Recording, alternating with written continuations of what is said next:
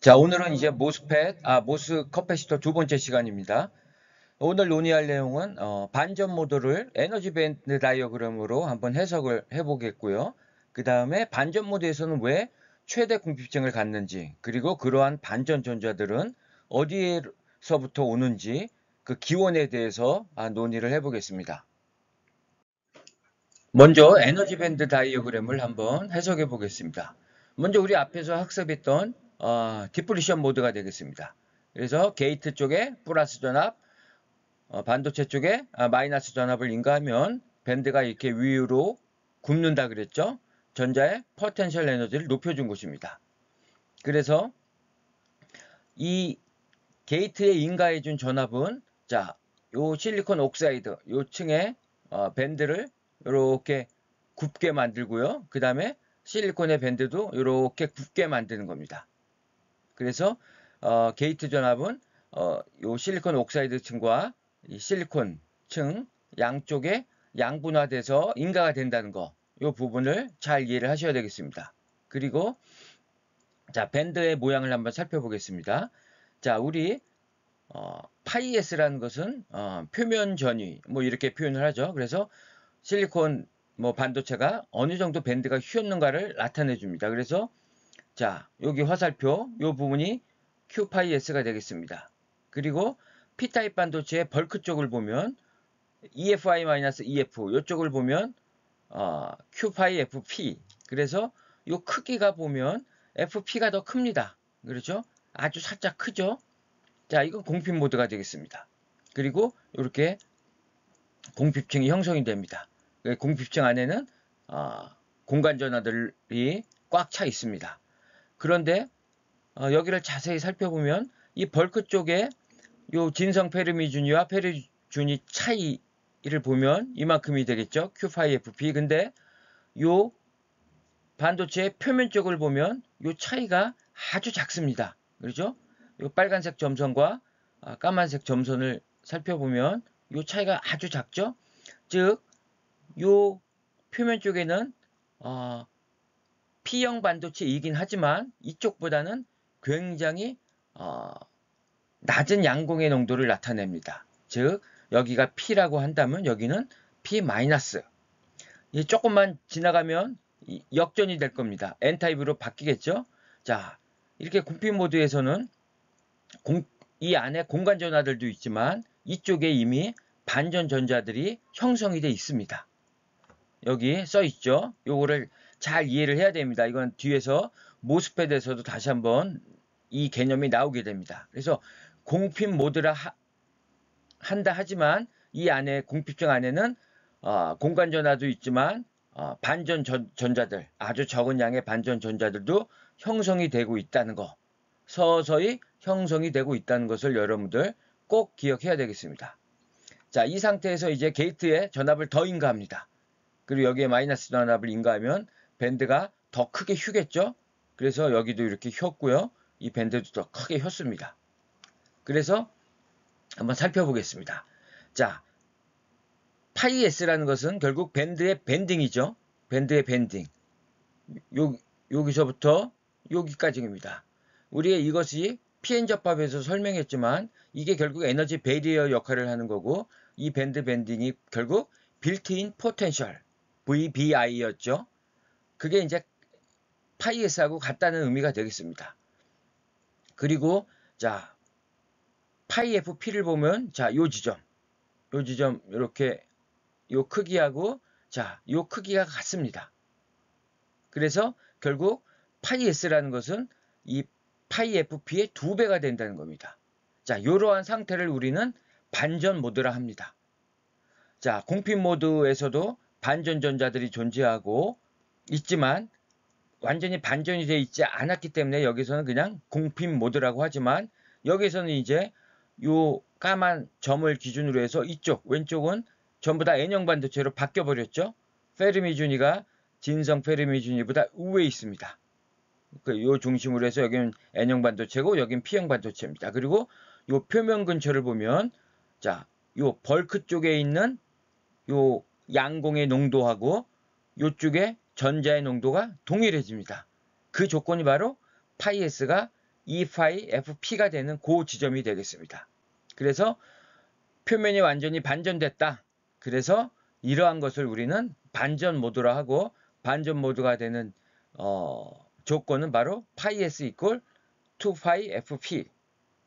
자, 이런 상태에서 이 교차점을 우리는 문턱 반전점이라 하고, 그때 필요한 전압을 문턱 반전 전압 이렇게 얘기를 합니다. 그래서 여러분들이 여기서 꼭 기억해야 될 것은 바로 이 표면에서의 전자농도 Electron Concentration at Surface, 이거는 자 벌크에서의 양공의 농도하고 같다. 바로 반전 모드에서는 이러한 특징을 갖는다. 그리고 이러한 에너지 밴드 다이어그램을 갖는다. 이것을 여러분들 꼭 기억해야 되고요. 그 다음에 공핍층의 폭은 넓어졌죠? 당연히 공간 전하들이 많이 형성이 되니까 여기가 더 커질 겁니다. 그래서 XDT. 근데 여기서 T라는 것은 이게 최대 공핍층의 폭이 된다. 여기서 게이트 전압을 더 인가해도 공핍층의 폭은 더 이상 증가하지 않는다. 자, 그러면 증가한 게이트 전압에 대응해서 마이너스 전하들이 형성이 돼야 되겠죠. 그럼 그 마이너스 전하들은 이 공간 전하가 더 이상 대응하지 않는다는 의미가 되겠습니다. 그러니까 이 부분의 물리적 의미를 잘 이해를 해야 되겠습니다. 그러면 다음 페이지를 한번 살펴보도록 하겠습니다. 그러면 이제 표면에서의 전자농도가 어떻게 표현이 되는가 한번 살펴보도록 하겠습니다. 이거는 반전 모드에서의 에너지 밴드 다이어그램이죠. 그래서 자, 문턱 반전점에서는 표면에서의 전자의 농도와 벌크에서의 양공의 농도가 동일하다 그랬습니다. 그래서 그때는 파이-s가 2파이 fp 요때가 되겠죠. 자, 우리 공핍층의 폭이라는 것은 ms 접합을 생각해 보세요. 마치 반도체에서의 일방 접합하고 유사하다 그랬죠. 그래서 이렇게 쓸 수가 있었다 그랬죠. 그런데 이 빌트인 포텐셜이라는 것은 결국 밴드의 힘을 나타내는 거죠. 그리고 이게 동시에 에너지 배리어가 되는 겁니다. 그래서 결국 이게 파이-s가 된다는 거죠. 그래서 파이-s. 그런데 파이-s는 2파이 fp니까 이렇게 쓸 수가 있습니다. 그리고 자, 열평형 상태에서의 양공의 농도, 여기서의 양공의 농도는 우리 이렇게 진성 캐리어 농도 식으로 표현할 수가 있었죠. 그리고 요거는 Q파이 FP. 바로 이게 P타입 반도체, 벌크에서의 양공의 농도인데 이것이 바로 표면에서의 전자 농도와 같다고 했으니까 그거를 우리 NS로 놓겠습니다. S는 surface, N은 전자 농도가 되겠죠. 자, 그 다음에 이제 게이트의 전압을 더 강하게 인가합니다. 그러면 이 밴드가 더 이렇게 휘겠죠. 모든 것이 다 더 크게 휩니다. 그래서 그 증가분을 우리 델타 파이 S라고 한다면 스트롱 인버전 모드, 자, 게이트의 전압을 더 인가한 그러한 상태를 우리 강한 반전 모드라고 하는데요. 스트롱 인버전 모드에서 표면에서의 전자 농도는 게이트 전압을 더 인가했기 때문에 델타 파이 S만큼 표면 전위가 증가할 겁니다. 그죠? 그래서 이렇게 쓸 수가 있겠죠? 여기에다가 Q 델타 파이 S 더해줍니다. 이렇게. 그러면 요거는 다시 합은 곱으로 표시할 수 있죠. 그래서 요 부분이 바로 NS가 됩니다. 그렇죠? NS. 이 NS는 반전 모드에서 표면에서의 전자 농도. 이거는 강한 반전 모드에서 표면에서의 전자 농도. 자, 그러면 NS 곱하기 그 다음에 우리 게이트의 전압을 인가하죠. 조금 더 인가한 겁니다. 증가한 거죠. 스트롱 인버전 모드이기 때문에. 그래서 표면 전위가 더 크게 휘죠. 그래서 그 Q 델타 파이 S의 지수 함수로 표현이 된다. 즉 인가한 게이트 전압의 이 지수 함수에 비례해서 이 표면의 전자 농도가 증가한다. 그 얘기는 지수 함수로 증가한다는 것은 이게 선형 관계가 아니죠.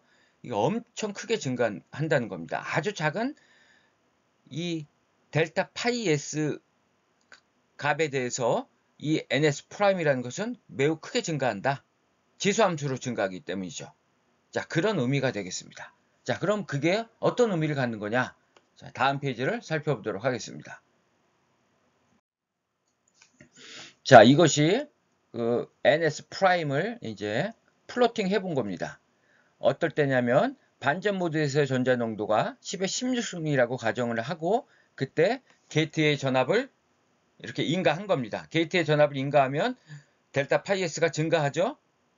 그래서 계산을 해보면 대략 0.06V가 증가하면 캐리어 농도가 10의 16승이었는데요. 한 오다가 증가합니다. 0.06V만 증가해도 이렇게 전자가 10배가 증가합니다. 자, 이게 갖는 물리적 의미는 뭐냐면, 자, 한번 여러분 생각해 보세요. 자, 반전 모드에서는 궁핍증이 최대가 된다 그랬습니다. 자, 우리 요 까만색만큼 전압을 인가했습니다. 메탈에 플러스 전압을 인가했기 때문에, 자, 공간 전하가 이렇게 형성이 되죠. 자, 그래서 요 면적이 같다는 겁니다. 까만색. 자, 그 다음에 게이트 전압을 더 인가합니다. 더 인가하면 이 공간 전하 폭이 더 커져야 되죠. 그래야지 마이너스 전하들이 형성이 되는 거니까. 그런데 그렇게 하지 않고 이렇게 반전 전자들이 아주 작은 전압에서도 이렇게 많이 형성이 되기 때문에 이번에는 공간 전하 폭을 늘릴 필요가 없다는 겁니다. 바로 반전 전자들이 이렇게 형성이 된다는 겁니다. 그래서 이 반도체 표면 쪽에는 이렇게 반전 전자들, 이 인간 크기의 동일한 크기, 동일한 양의 반전 전자들이 이렇게 형성이 돼서 이 플러스 전하들의 대응해서 전하 중성의 조건을 만족시키고 있다. 즉 추가로 인가되는 게이트 전압은 반전 전자들이 형성이 돼서 대응을 한다. 공간 전하가 더 이상 늘어나지 않고 반전 전자들이 대응한다. 이렇게 이해를 하시면 되겠습니다. 그래서 강한 반전 모드에서 즉 파이S가 2파이 FP보다 큰 상태에서는 이렇게 반전 전자들이 이제 증가하는 겁니다. 그래서 이것이 전압이 더 증가하면 이 궁핍층의 폭은 여기서 딱 고정이 됩니다. 이 공간 전하 최대 폭을 갖고 그 다음에 여기 있는 반전 전자들이 계속 이렇게 증가한다는 겁니다. 자, 그러면 이 반전 전자들은 어디에서 왔을까요? 우리 P타입 반도체에서는 전자들이 기껏해야 10의 3승, 10의 4승 이 정도 있는다 그랬죠? 근데 그러한 전자들이 이렇게 많은 10의 16승의 캐리어 농도를 만들어낼까요? 자, 그것도 일부 역할을 하는 거지만 우리 이렇게 궁핍층 안에서는 EHB가 형성이 된다 그랬죠? 우리 4장에서도 배웠습니다. 300도 K에서 이렇게 전자가 계속 생성이 되고 소멸이 되고 생성이 되고 소멸이 됩니다. 이렇게 생성이 되면 마치 역방향 바이어스가 걸린 상태가 되겠죠. 여기 플러스 여기 마이너스가 되니까 전자들은 이렇게 이쪽으로 다 이동합니다. 양공은 이쪽으로 이동하죠. 그래서 이 표면에 전자들이 축적이 되는 겁니다. 에너지 밴드 다이어그램을 해석을 해도 이쪽에다 전자의 위치 에너지가 낮아지죠. 그러니까 전자의 흐름은 이렇게 자연스럽게 이쪽으로 형성이 됩니다. 그래서 이 표면에 전자들이 축적이 된다. 바로 그것이 이 반전 전자가 되겠습니다. 그래서 이 상온에서 EHP는 10의 10승 정도 형성이 되죠. 자, 그러한 반전 전자들이 바로 아주 작은 전압에서도 지수함수로 증가하기 때문에 이렇게 많은 10의 16승, 17승, 18승 이러한 전자들이 이 표면에 축적이 될 수 있고 그것이 물리적으로 전혀 이상하지 않다라는 의미가 되겠습니다. 여러분들 이 부분을 잘 이해해야 되겠습니다. 9장에서도 계속 이게 반복이 되기 때문에 여러분들 오늘 이 시간에 나오는 이 개념은 아주 잘 이해를 해야 되겠습니다. 자, 그러면 여러분들 두 번째 시간은 여기까지 해서 마치도록 하겠습니다.